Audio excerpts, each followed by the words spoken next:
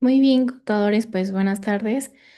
En esta ocasión, pues les voy a presentar un pequeño webinar sobre la devolución de impuestos, en este caso específicamente para el impuesto sobre la renta, en este caso para personas físicas. Entonces, pues sean cordialmente bienvenidos. Al final de la sesión, pues vamos a abrir un apartado para ver si tienen alguna pregunta. Con gusto la podemos resolver. Entonces, por parte del contenido tenemos qué regímenes tenemos como personas físicas, las deducciones personales, qué es una deducción personal, cuáles las podemos utilizar para el cálculo del impuesto, cómo se calcula el ISR para personas físicas y en este caso, cómo es el procedimiento para solicitar la devolución. Muy bien, entonces tenemos 7 regímenes que nosotros podemos tributar como personas físicas. El primero, pues, es el régimen de sueldos y salarios y asimilados, que este normalmente es el régimen más común. Aquí puede, pues, tributar las personas que perciben ingresos por un trabajo fijo, en este caso, pues, que tienen un patrón. Y pues va a incluir, por ejemplo, pues todos los que trabajan en empresas, todos los que les pagan vía nómina y los que son asimilados a salarios e incluyen, por ejemplo, los honorarios, en este caso, a comisionistas, por ejemplo, en el área de ventas, y va a estar regulado en el artículo 94 y 96 de la ley del ISR. Ahora, el régimen de actividades empresariales y profesionales, este está regulado en el 100 al 115 de la ley del impuesto sobre la renta. Y en este caso, pues son, Profa, mande, profa. dime. Ay, perdone que la interrumpa, pero no sé si nada más es a mí o a los demás compañeros, pero cuando empieza a hablar, se corta, así como que se corta la... Bueno, se escucha cortado su...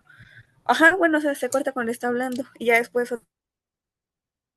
otra vez se vuelve a escuchar. Sí, pensé que era mi internet, pero entonces no. A ver, espérenme tantito.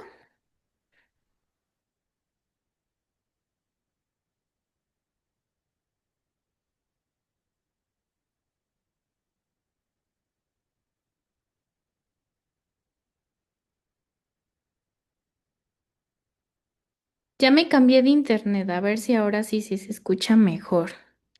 Déjenme los vuelvo a presentar. Ustedes me dicen si ya se escucha mejor y si ya pueden ver las diapositivas.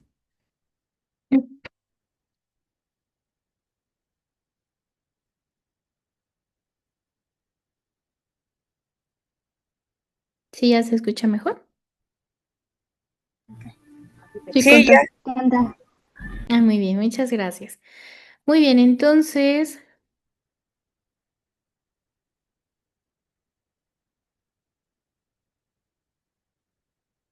seguíamos con el régimen de actividades empresariales y profesionales, pues este básicamente, pues son las personas que realizan en este caso una actividad comercial, también industriales o de autotransporte, por ejemplo, los que tienen una flota de taxis. Aquí también van a entrar los conocidos como agapes. ¿Qué son los agapes? Pues son las personas que se dedican a la agricultura, a la ganadería, a la pesca o incluso a la silvicultura. Entonces, estos, en relación con los anteriores, pues son profesionistas que prestan de manera independiente sus servicios.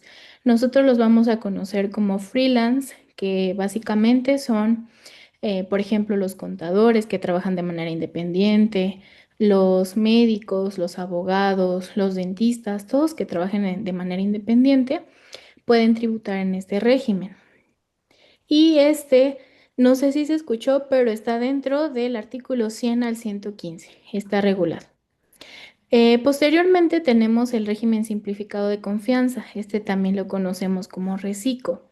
Este pues es relativamente nuevo, viene a modificar lo que es el RIF. El RIF es el régimen de incorporación fiscal que solamente estuvo vigente algunos años y este vino a pues a reemplazar al otro. Y este pues está regulado del 113E al 113J de la ley del ISR y este específicamente pues es creado para personas físicas que tienen ingresos menores a 3.5 millones de pesos anuales.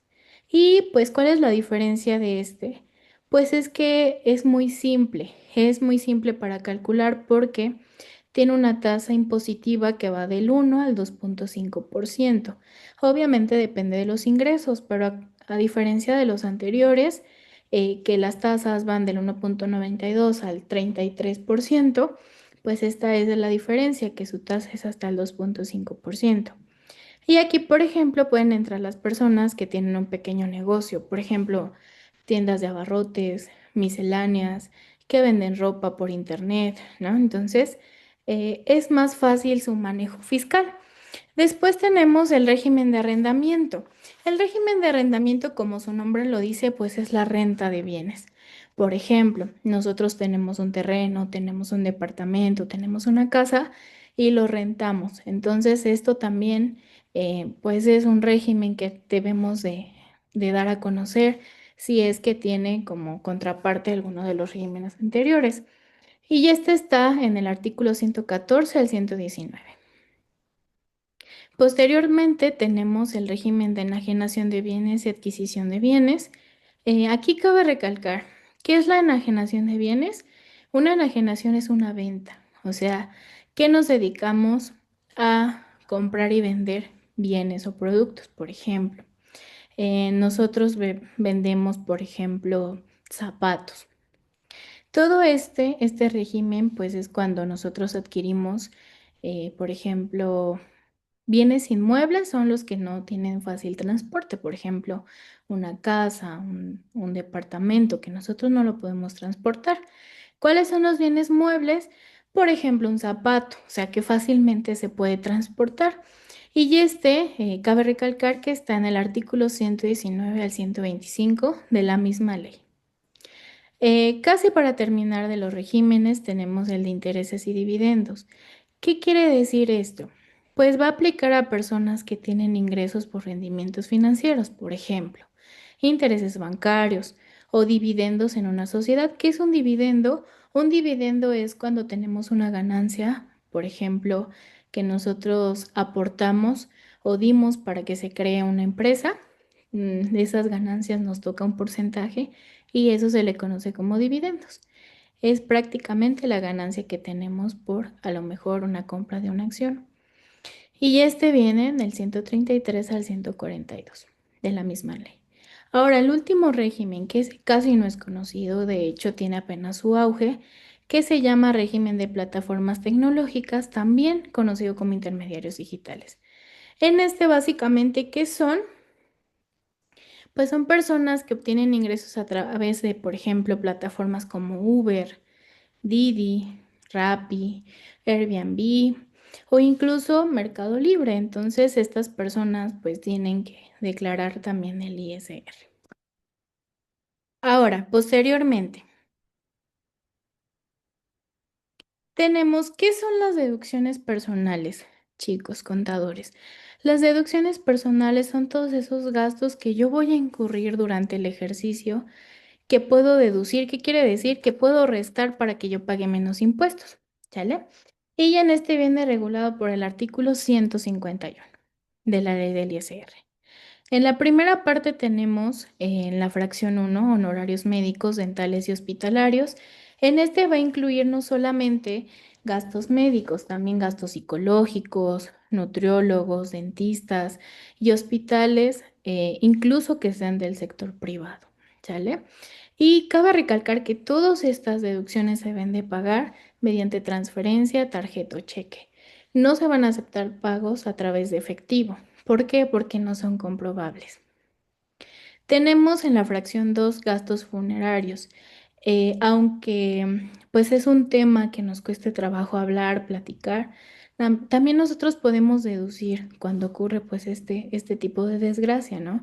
Y ya sea por personas que dependen de ustedes económicamente, por ejemplo sus hijos, o que sean de manera ascendente, que quiere decir sus papás. Entonces pues también hay que considerarlo. Después tenemos las aportaciones complementarias de retiro.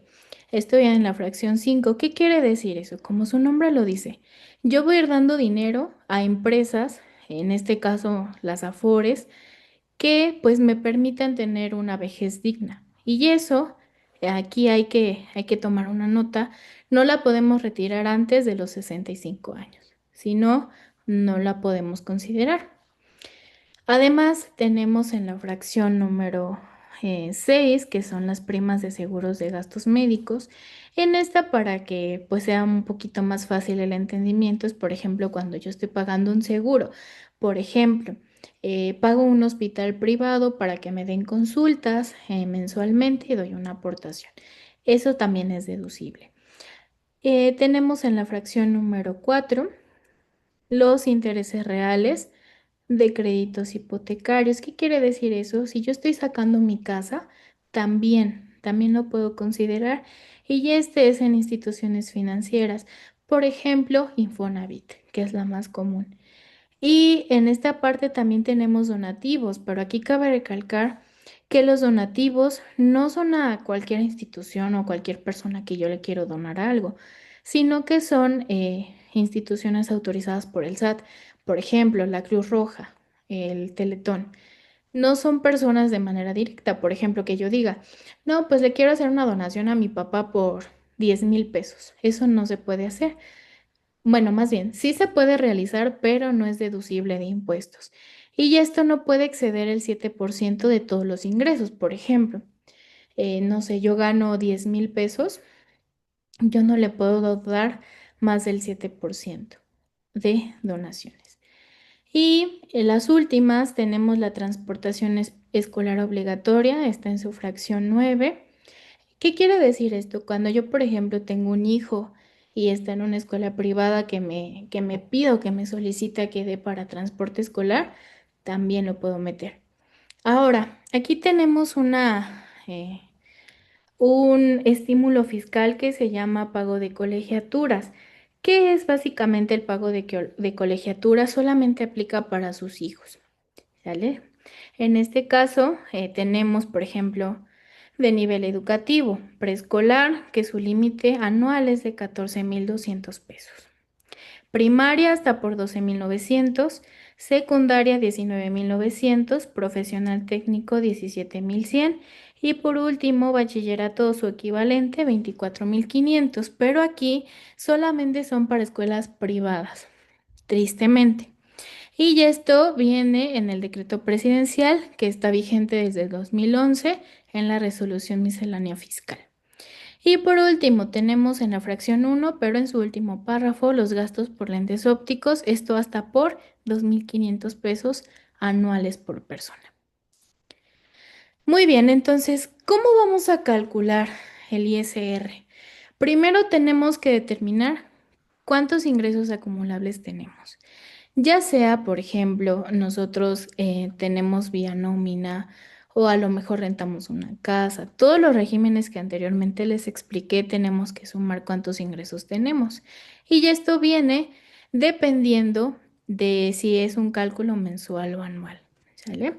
Entonces, ¿cuál es o por dónde está su tratamiento fiscal? A partir del artículo 90 y 94 al 142 de la ley del ISR.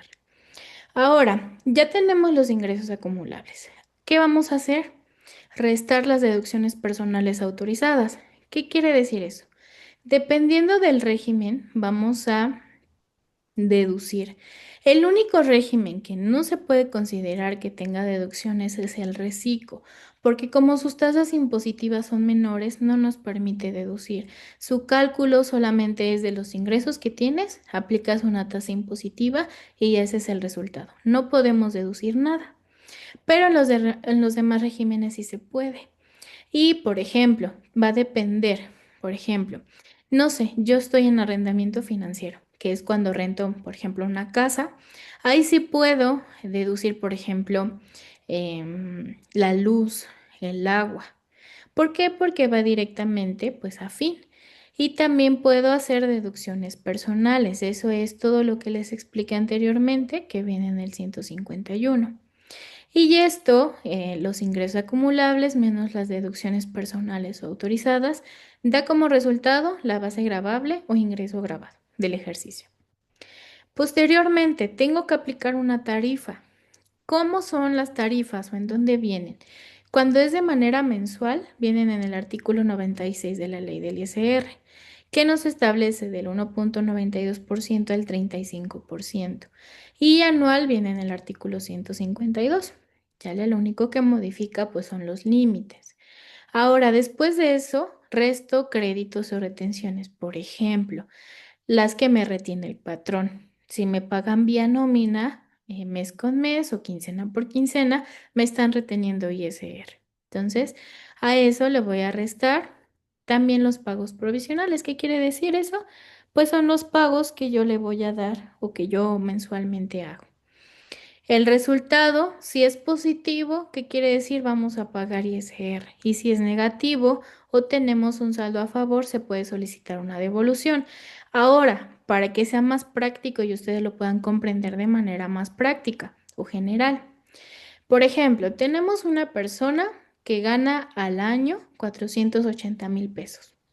De deducciones, ya sea deducciones autorizadas o personales, 110,000 pesos. Ingresos menos deducciones nos da la base gravable. 480,000 menos 110,000 nos da 370,000.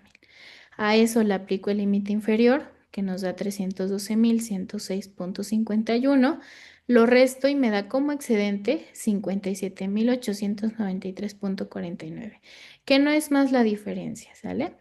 Le aplico la tasa del artículo, acuérdense, artículo 152, y me da un impuesto marginal de 13,616.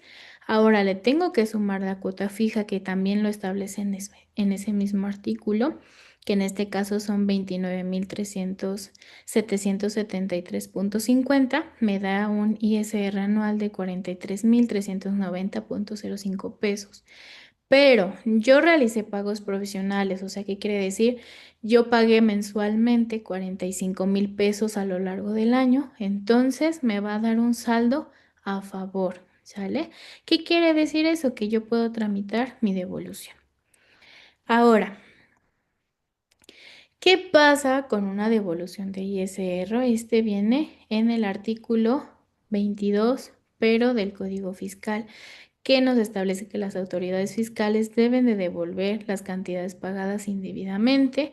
¿Qué quiere decir eso? Pues la diferencia, ¿sale? Lo que a mí me corresponde.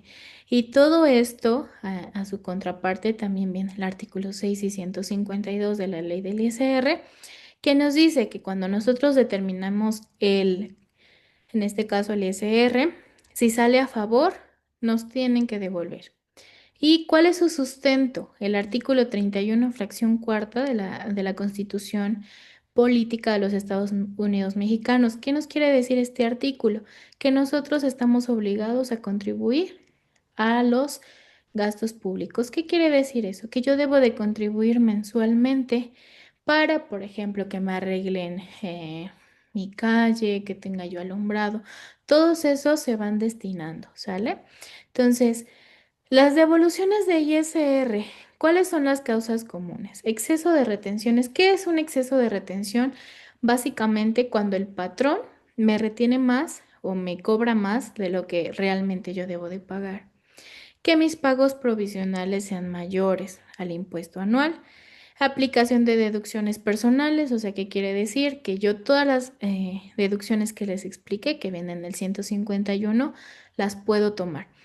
Y si existe un error en una declaración anterior, esto, por ejemplo, un pago indebido o en este caso un pago duplicado, podemos solicitar la devolución conforme al artículo 22 del Código Fiscal que les expliqué anteriormente. Ahora, ¿cuál es el procedimiento? Tenemos dos. Vía automática, que es la más común, que normalmente va a aplicar a personas físicas, en este caso que pertenezcan al régimen de sueldos y salarios, o también al reciclo, ¿sale? Y básicamente es que pues nosotros al presentarlo en el portal del SAT, el sistema pues nos calcula automáticamente cuál es nuestro saldo. Y si no excede el monto de 150,000 pesos, y los datos bancarios que tenemos en nuestra tarjeta son válidos, el depósito que nos van a hacer el SAT o la devolución se estima que sea aproximadamente de 40 días hábiles. Ahora, el segundo procedimiento es una vía solicitud manual. ¿Qué quiere decir eso? Por ejemplo, no están precargadas mis deducciones, yo las puedo meter. Y en este caso, pues me tengo que meter a mi portal del SAT, adjuntando toda la documentación. ¿Que quiere decir eso? Pues que efectivamente exista una factura que compruebe que yo pagué, por ejemplo, lentes, que compruebe que pagué colegiaturas, ¿sale? Y pues en este caso también el SAT pues coteja la información presentada. ¿Cuáles son los requisitos ya para ir concluyendo? Según el artículo 22 del Código Fiscal, es que nosotros debemos de presentar la declaración anual correctamente. Esto para personas físicas se hace en el mes de abril.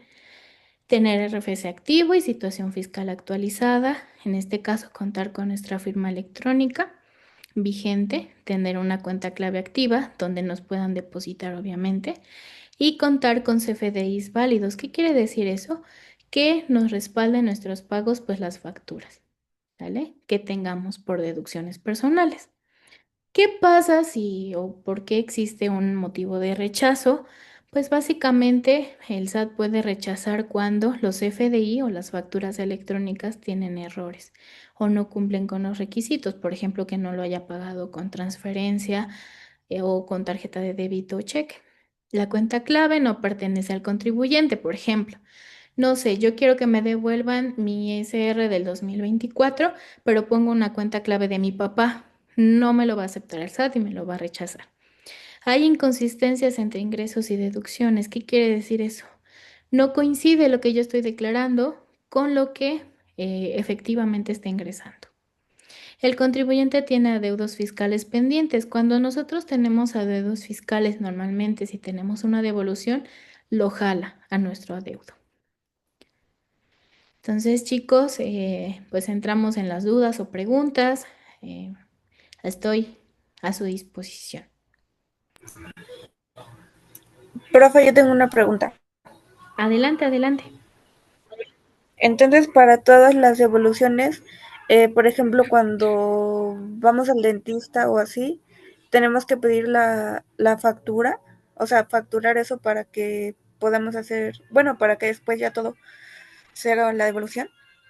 Exactamente, cada gasto que tú incurras dentro de las que les expliqué del 151, tú lo debes de pagar con tarjeta de débito, crédito, transferencia o cheque y debes de pedir la factura. La factura tiene que tener tu nombre y tus datos, porque si no coincide tu nombre, no está correctamente ni tu RFC, no se va a poder deducir. Entonces, por ejemplo, y si ustedes van, por ejemplo, al dentista, van a un consultorio médico privado, por ejemplo, sacan lentes, todo eso, recuerden pedir factura, pero también pagarlo de la manera adecuada, que sea a través de una tarjeta, crédito o débito, una transferencia o un cheque para que pueda ser válido y en este caso cuando soliciten la devolución, pues no se los vayan a querer rechazar porque no cumple los requisitos.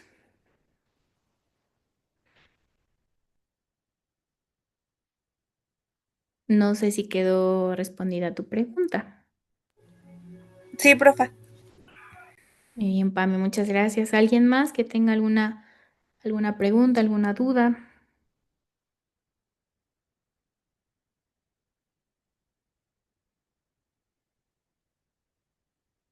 Yo tengo una pregunta. Adelante, adelante, Esme. Bueno, es más que nada una duda. ¿Una persona puede estar registrada dos regímenes?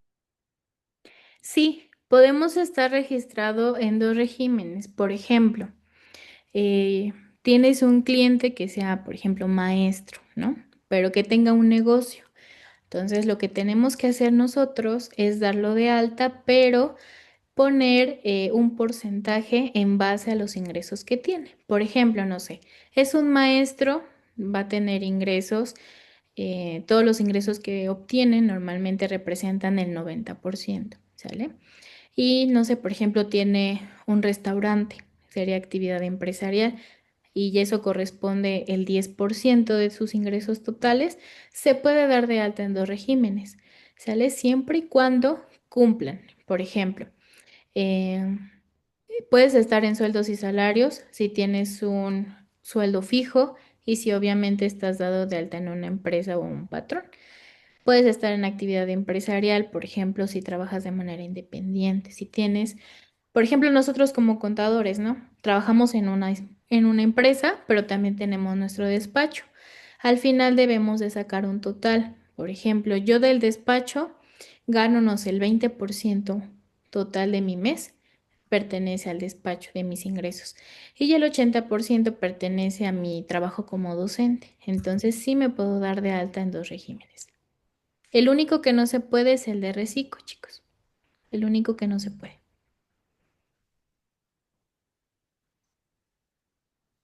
Profa, entonces, por ejemplo, yo que tengo, supongamos mi papelería y en los próximos meses le voy a ingresar lo que son abarrotes, Ujú. pero también tengo como cuartos de arrendamiento. Entonces ahí, ¿cómo le podría yo hacer? Tienes una papelería y una tienda de abarrotes. En los Y, próximos meses voy a ingresar abarrote a mi papelería. ok, Bueno, en el mismo local.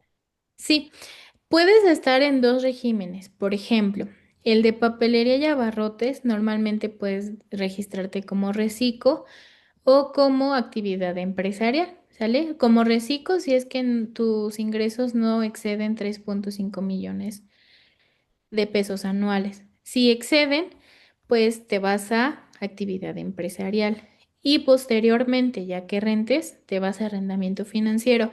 ¿Y qué es lo único que debes de hacer en estos que son, por ejemplo, de manera opcional, lo que es arrendamiento? Si te dedicas, por ejemplo, al 50%, sí te tienes que dar de alta y si no, en la declaración anual debes de considerarlo. Por ejemplo, no sé, estás dado de alta como actividad empresarial o reciclo y eso lo tienes al 100%, supongamos, ¿no? Y ahorita, por ejemplo, que vas a dedicarte también a la renta de bienes inmuebles, en la declaración anual, que en este caso la presentarías en 2026 en abril, solamente considerar arrendamiento financiero, cuánto percibes de una renta, ¿sale? Y en automático te lo va a calcular el sistema. No es necesario, por ejemplo, si no excede más del 50% registrarse, en este caso como arrendamiento financiero. Pero si lo haces mes con mes, y te piden alguna factura, sí te puedes dar de alta. Si no, solamente lo tomas como en la declaración anual. No sé si respondí tu duda.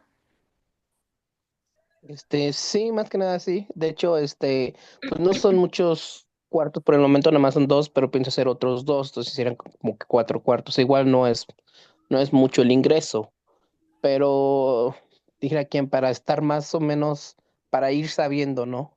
Sí, sí, sí. Pues si lo consideras que también a lo mejor ya son cuatro y ya va incrementando, pues sí darte de alta en arrendamiento, a lo mejor con un 20 o un 30% de tus ingresos mensuales, ¿sale? Y así no, pues solamente en la declaración anual considerar lo que tienes aparte ingresos por arrendamiento financiero y no pasa nada. Pero te digo, te, Ok. te puedes dar de alta siempre y cuando pues te pidan a lo mejor una factura, que tus clientes te digan, yo necesito que me factures mi renta porque lo voy a deducir. Sí te puedes, en este caso, adicionar al arrendamiento financiero. Y si no, nada más quedarme con el de reciclo. Exactamente, y ya nada más darlo como tal en la declaración anual. Ok, muchas gracias, Conta. Un placer, un placer, un placer. ¿Alguien más tenemos alguna duda?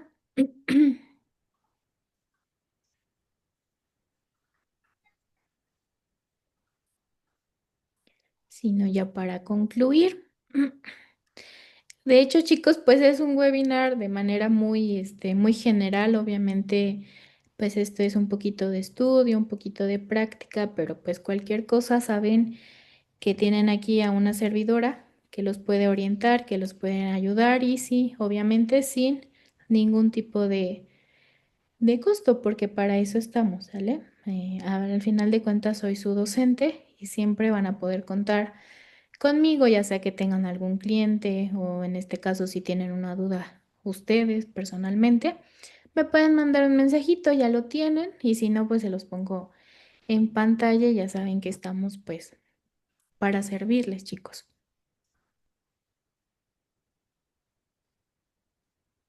Gracias, Conta. Gracias, Conta.